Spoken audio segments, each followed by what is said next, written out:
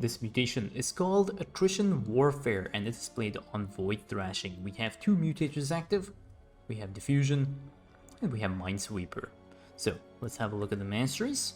Unfortunately, the masteries are not visible. This is an arcade map, and this is a problem that I have noticed. Once in a while, an arcade map will not actually send the data to the server interface, so it'll be a little bit difficult to determine what the masteries are. I know Tutu does watch the channel, but maybe he can post what his mastery allocations are, but you know, they're probably the standard thing to play with Zagara here. So, one thing to note is Zagara is playing the Apex Predator Prestige, and this mastery is, it was actually bugged. But in the recent patch by Blizzard, in all their greatness, have not actually included the co-op patch notes. So, the mastery issue here is I think Frenzy was not getting applied to Zagara or something like that. I think that has been fixed right now, and it now works. In addition to that, also Han Horner's mastery fix has also gone through, so P1 Han Horner is now even more powerful with stronger death chance mastery, so I highly encourage you to check it out. So, the two mutators, we have Diffusion and we have Minesweeper. So this one is going to be a fairly difficult mutation. It looks deceptively simple, but it's not really.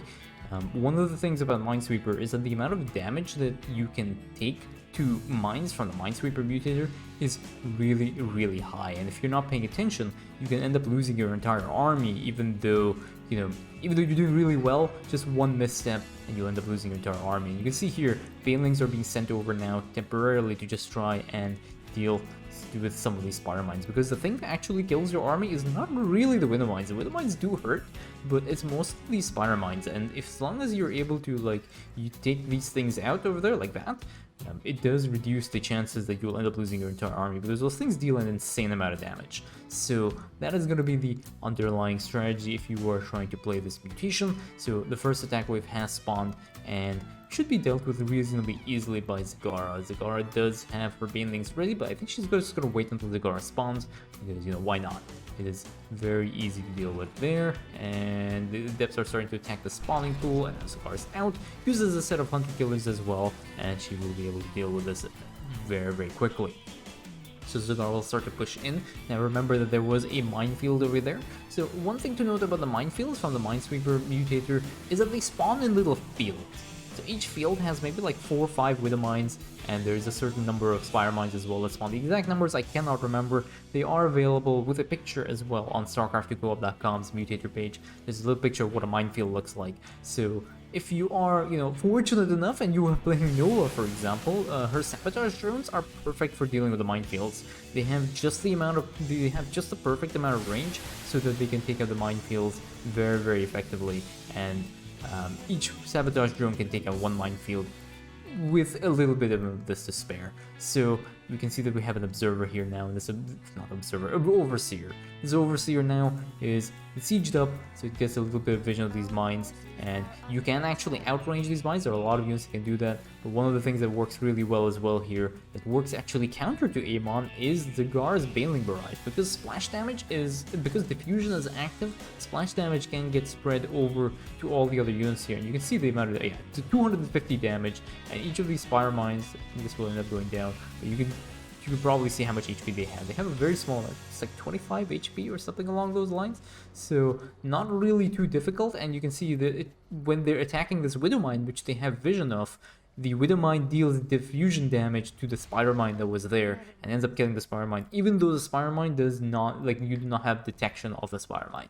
So that does help a lot. Yeah, 25 HP, not a lot of HP, so you can take advantage of Diffusion to end up killing off the Spire Mines if you're dealing good amounts of splash damage. So splash damage, range damage is your friend on this mutation, so do take advantage of that as well. You can see over here what's going on. Like, that Spire Mine was nowhere near the Baneling Barrage, but because of Diffusion, it ended up getting destroyed by the Baneling Barrage there. So range important, and this is actually one other thing that's also very well played here. These minefields, they can also sometimes spawn not only on the top of a ramp, but sometimes they can spawn also on the ramp itself. And if you are walking up a ramp and you obviously do not have the high ground vision, you can end up losing your entire army, because those units can actually see your army walk up the ramp, obviously. That's the whole idea of how ramps work. So If you do intend on ever pushing up a ramp, make sure that you do have high ground vision and that you are able to see where these widow mines are. And even if you do not have detection, I'll try and show you how you can see these minefields if you do not have detection. They leave a little bit of a crater on the ground when there is a widow mine. I'll try and show you that if I can actually see. Well, yeah, there we go. So you can see here there's a little bit of a crater. I think when Zagara moves in a little bit more, I'll be able to show this to you. See that crater there? That crater means that there's a widow mine there. So if you see this crater, it means that there's a widow mine, and then in turn it means that there is also a minefield over there. So if you see that with your air unit that's like a little bit out of range, then you know that you probably do not want to be pushing up a ramp like that, because these spider mines are going to end up wiping out your army. So be very careful and when you're pushing in, and this is actually one of the reasons why this mutation is a little bit difficult. You cannot play as aggressively as you would like, because if you're not paying attention, your army goes boom, and then you end up losing the game. Now, as I said earlier, commanders with a lot of range work really well. So if you're playing a commander like Mengs, for example, Mengs can do really well on this mutation because he parked. All he has to do is clear out the central area and park his Earth players over there, and then he has access to the entire map. And one of the really nice things about Mengs is that because his Earth players deal a lot of damage, and because Diffusion is active, he can actually end up killing off some air units as well if he gets lucky enough. Like, for example, that Void Ray that is there, if he's shelling this area with his Earth players, he might be able to kill the Void Rays off because diffusion damage is active over there. So it does help, it does provide a little bit of an advantage to commanders that cannot normally attack a certain type of unit. But it is very, very tricky to make work very well when you want to try and take out air units with just dealing with ground damage. So do bear that in mind. The Roach Drop getting used over here just to try and soften up Amon's forces while Zagara pushes in, and lots of storms going down as well over here. A little bit annoying, but that is Amon as usual.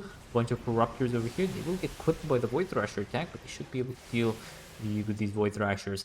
Now, one thing again you have to be careful is when you are dealing with air units that are like these Corruptors. These Corruptors have a not a very high range. Like what's the range of the Corruptor? It has like 6 range.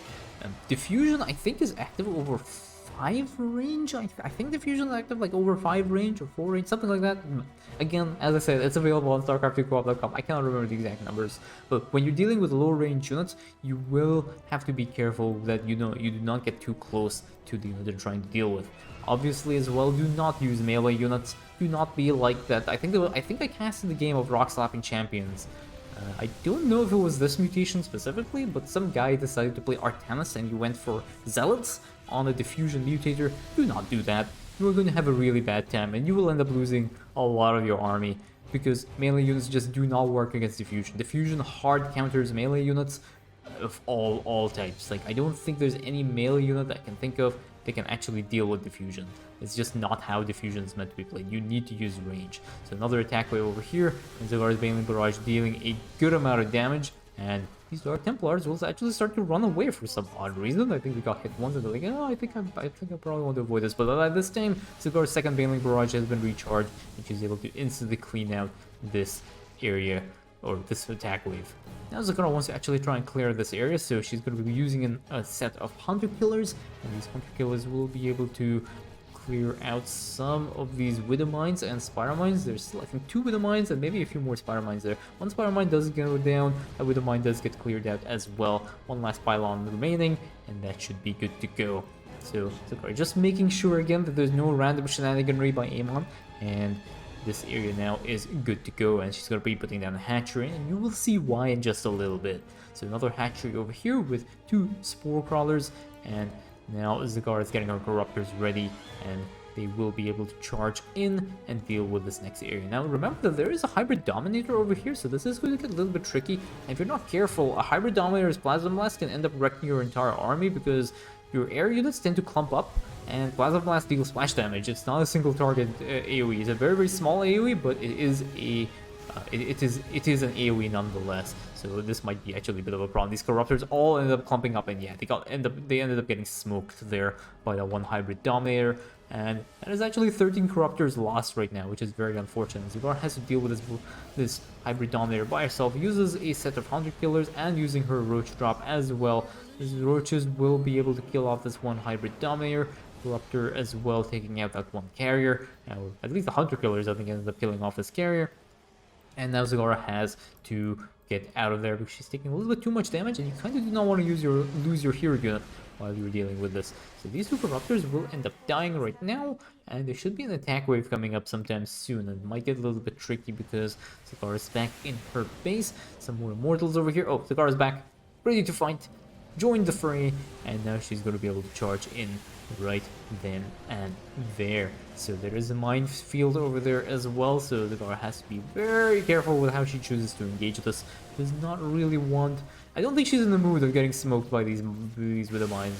Generally dying is not good. So a few more Scourge here trying to deal with this one Void Thrasher. I think this Void Thrasher may end up killing off these Corruptors before that is the case. Now, one thing to note is that if you are trying to charge in with Scourge, be very careful with your timing, because if your Scourge start to deal damage to a Void Thrasher, the diffusion damage will kill the rest of the Scourge that have not come near the Void, that are near the Void Thrasher, but have not detonated yet, and that can be very problematic. You can end up losing a lot of your army. There are Banelings here. These Banelings should be able to clear off this attack wave very easily, but there are a bunch of Phoenixes here that are going to be very annoying right now. So these Spore Crawlers are set to try and deal with these Phoenixes, so that should be able to be dealt with. Over here, these Phoenixes attacking these Overlords. And Zagara's like, go away, I need to try and deal with this. And so Zagara is just single-handedly trying to deal with the Zealot, and now uses another set of Hunter Killers over there. And see how the Baneling Barrage here is able to deal with this Void Ray. I never ever thought that I would be able to say a sentence like that. The Baneling Barrage is being used to deal with the Void Ray. But finally the Corruptor getting used to lure into these Phoenixes, and finally the Scourge now killing off these Phoenixes, because these things were actually harassing Zagara a lot. So these Hunter Killers will end up dying now to the random Baneling Barrage, but finally this Void Thrasher will end up going down, and over here we have the plan for the next set of Void Thrashers, which is a set of Bile Launchers. Lots of... there is a method to the madness. It's not really a meme.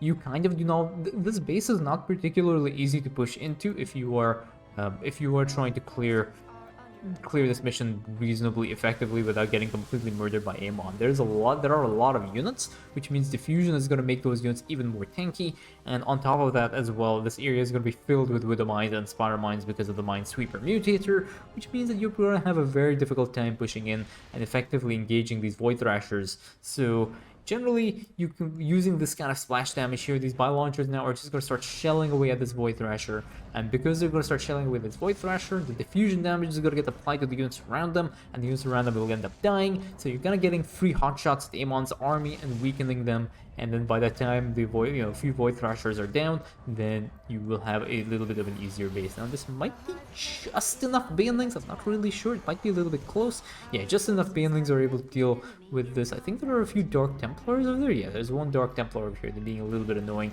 And Zagara's Roach Drop getting utilized here just to take out some of these enemy units so that you don't accidentally aggro them.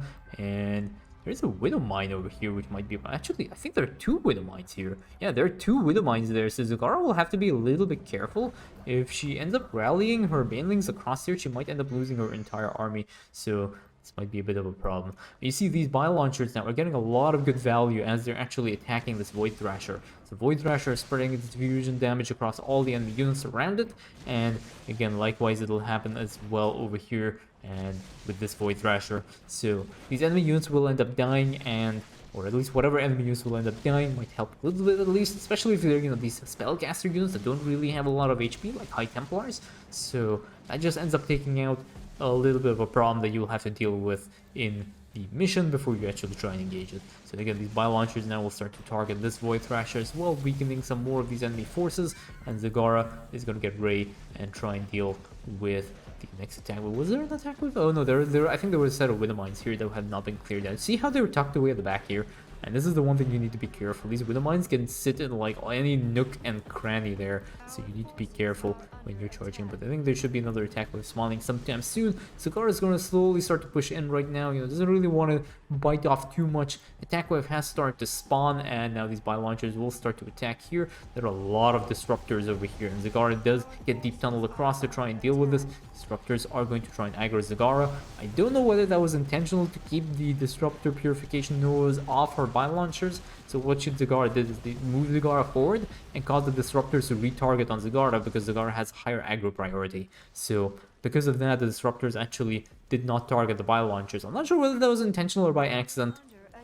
But that was very good play, or at least reasonably good foresight here. And you can see how tanky this Hybrid Dominator is. And this Hybrid Dominator is only tanky because there is a lot of Diffusion active here, and all the units are just soaking up the damage that would have gone into the Hybrid Dominator. So that is that cleared. 3 of the Void Thrashers are gone right now, so there's 1 more left, and there is still there's still something left. Just 2 Adept left from this attack wave, and this Void Thrasher being very, very difficult to deal with here. So unfortunately, the Void Thrasher is outside of range of the Bio Launchers, so this is a single Zagara operation. And now this Hybrid Dominator has taken an interest in Zagara as well, trying to deal with this. And there are some more Corruptors here, just trying to take out this Colossus over here. And this Colossus does end up going down. Now this Hybrid Dominator doesn't really have much to spread the diffusion damage to, so it will end up dying. And now this Void Thrasher will get cleared out as well. Not before there is a lot of carnage. So let us have a look at the total losses here. 43 Corruptors have died. 84 Hunter Killers have died as well. And 7 Bio Launchers. A few Zerglings and a lot of Roaches.